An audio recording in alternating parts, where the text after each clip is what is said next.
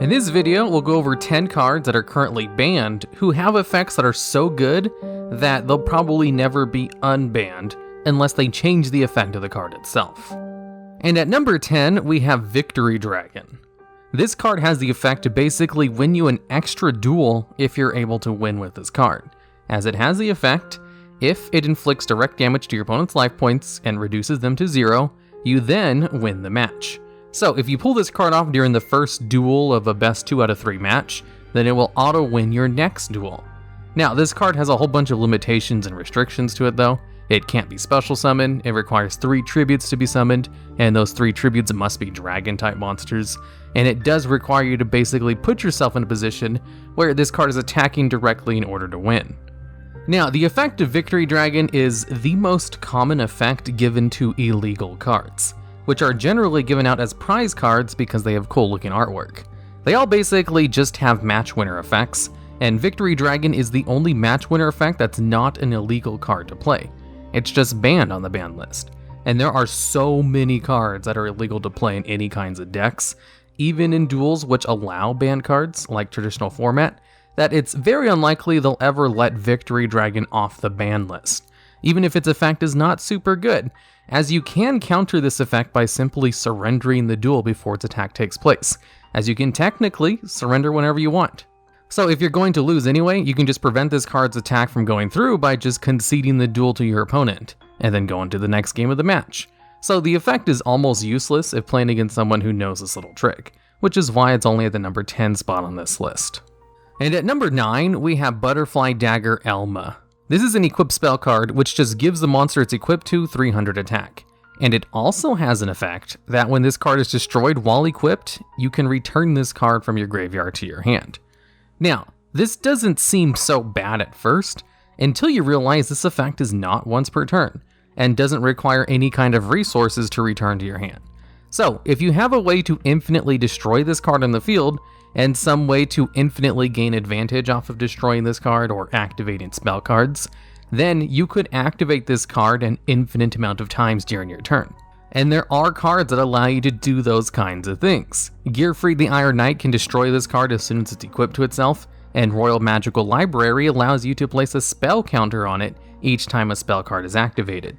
So if you just infinitely equipped Butterfly Dagger Elma to Gearfried the Iron Knight, which will then infinitely recycle back to your hand, you can generate an infinite amount of spell counters to draw an infinite amount of cards, as Royal Magical Library allows you to remove 3 spell counters for it to draw 1 card, which is not once per turn. So generally, cards that allow you to perform actions an infinite amount of times are kind of broken and just ripe for all kinds of abuse, which is why this card is currently banned, but they could probably unlimit the card if they just gave it a once per turn clause. And at number 8, we have Delinquent Duo. Now, this card simply has the effect where you can pay 1,000 life points to discard 1 random card from your opponent's hand. Then your opponent gets to choose another card in their hand to discard. So basically, you pay 1,000 life points to discard 2 cards from your opponent's hand. Now, I remember back in the day when I was still new to Yu-Gi-Oh! And I saw Delinquent Duo in one of those Yu-Gi-Oh! Magazines, they were talking about how good this card was, and I just didn't understand why. How could paying 1,000 life points just to discard 2 cards from your opponent's hand possibly be a good effect? Well, it turns out, discarding from your opponent's hand, especially during your first turn, can prevent them from playing the game if you hit the correct cards. Especially if it's an inherent +1 in card advantage, like with Delinquent Duo, where you're using 1 card in your hand to get rid of 2 resources from your opponent. And losing 1,000 life points isn't even a bad cost, because back then I thought that was just unplayable. And generally, the hand is the hardest place to target for removal effects because of how absolutely disruptive it could be, which is why a much weaker card like Trap Dust Shoot is also banned, even though it's a trap card which requires your opponent to have 4 or more cards in their hand and only gets rid of 1 of those cards. There's also a card called Topologic Gumblar Dragon, which requires you to discard random cards from your hand in order to have your opponent discard the same number of random cards from their hand. You don't even really gain advantage from Topologic Gumblar Dragon, and its effect is so good that it got placed on the ban list. And Delinquent Duo is a better Gumblar Dragon effect. Though, to be fair, Gumblar Dragon does have the potential to get rid of more cards in Delinquent Duo, But the fact that Delinquent Duo is effortless in its removal, while also giving you advantage, means it's a little bit too broken to be released from the ban list without some kind of change. And at number 7, we have Last Will.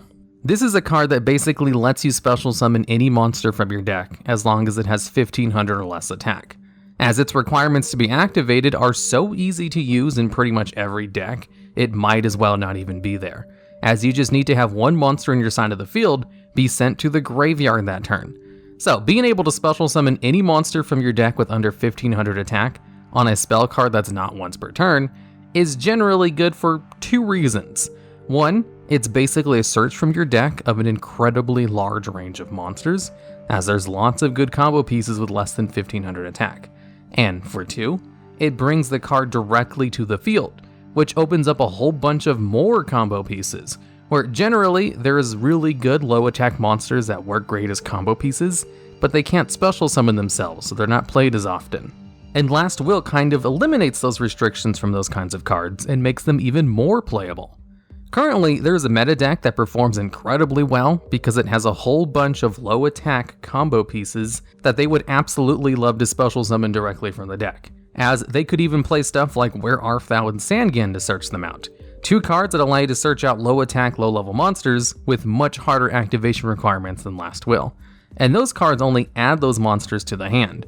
Basically, Last Will is one of those cards that has such a simple effect to understand that just happens to be incredibly powerful in the current metagame, but wasn't a big deal when it first came out. So it would absolutely see lots of play if it was unbanned, especially if it was unlimited, as you could use multiple Last Wills in the same turn. And at number 6, we have Painful Choice.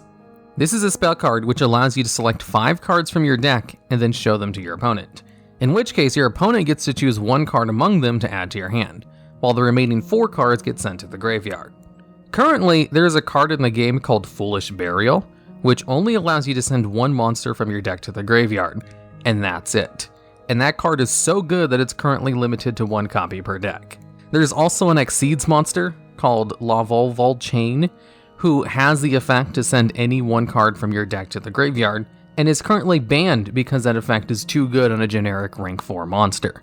Painful Choice is 5 times better than both of those cards, as it allows you to get 4 cards in the graveyard while also going hand neutral, as you get one of those cards to your hand.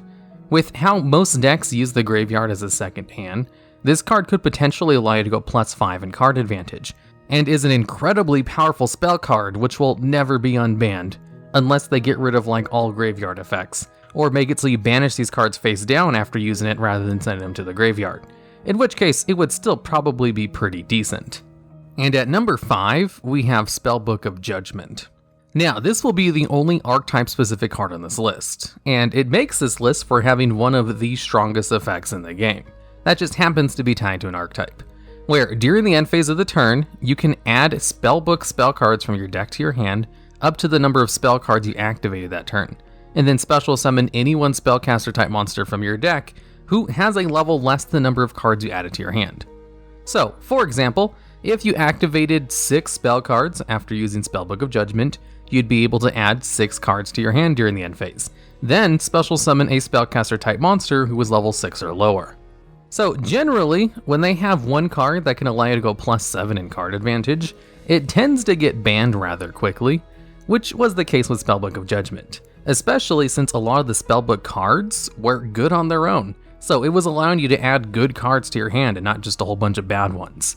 But since this card is restrictive to a single archetype, and you do only get the cards during your end phase, so it's not like you get to use them immediately, I kind of put it at the middle of this list, since, yeah, sure, it is one of the strongest archetype-specific cards in the game, but the next 4 spots would see more play in more decks, which is kind of why they're taking higher spots, even if some of them aren't, strictly speaking, as broken as Spellbook of Judgment, or even Painful Choice for that matter.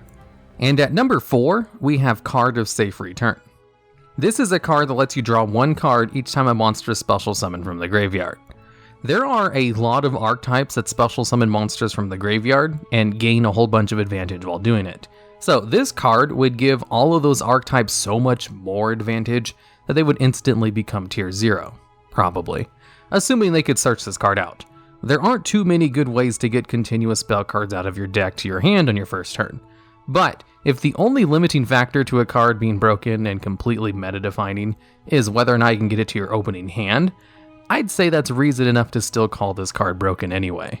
And funny enough, this incredibly strong card that could probably never be unbanned without an errata is the weakened version of this card from the anime. As in the anime, this card allowed you to draw 3 cards each time you special summon from the graveyard instead of just 1 card, which is why the card artwork has 3 cards in it, which would be a little bit bonkers in power levels, as you already gained so much advantage from just drawing 1 card, especially since there's a couple of ways to draw every single card in your deck with this card. Being able to draw 3 cards would just let you do that faster. So basically, this card would always stay banned because it allows already good decks to be even better, and allows you to draw every single card in your deck pretty easily in a lot of different ways. And they could probably change all of this by just making it once per turn, similar to cards like Supply Squad. And at number 3, we have Pot of Greed, a card which is so powerful that many people don't even know what it does. But basically, what this card does is it's like a slightly stronger version of Pot of Desires, or Pot of Extravagance, where with Pot of Desires, you have to banish the top 10 cards of your deck face down in order to draw 2 cards, which can only be used once per turn. And Pot of Extravagance requires you to banish 6 random cards from your extra deck face down in order to draw 2 cards, and it can only be used once per turn, and locks you out of drawing any other cards for the rest of the turn by card effects. Pot of Greed allows you to do the effects of these 2 heavily played cards without any of the drawbacks, costs, or side effects.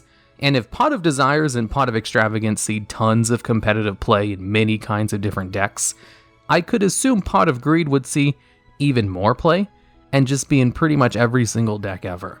So if there's already restrictions on lesser versions of this card, like Pot of Avarice, which is currently limited to 1 copy, then there's no way they would unban the costless version, which is just an easy +1 that's only a soft once per turn.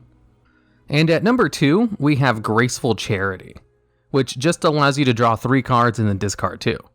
Technically, Graceful Charity isn't even a +1 in card advantage, and is only hand neutral, as you're basically trading in 3 cards for just 3 cards from your deck, if you remember to count Graceful Charity as one of those cards you're losing from your hand. And here's the thing about Graceful Charity. It allows you to set up your graveyard in one of the best possible ways, by drawing cards and choosing which cards in your hand get to go to the graveyard for yourself. For most meta decks, the graveyard can be seen as a second hand, since there are so many graveyard effects in the game that allow you to gain resources from the graveyard. You know, like I said in the painful choice part. Like how Salamangrates have a whole bunch of cards that can special summon themselves from the graveyard, or how Destiny Hero Malicious can allow you to go +2 from its graveyard effect. And then there's the whole thing with Orcus cards being able to do everything with their graveyard effects.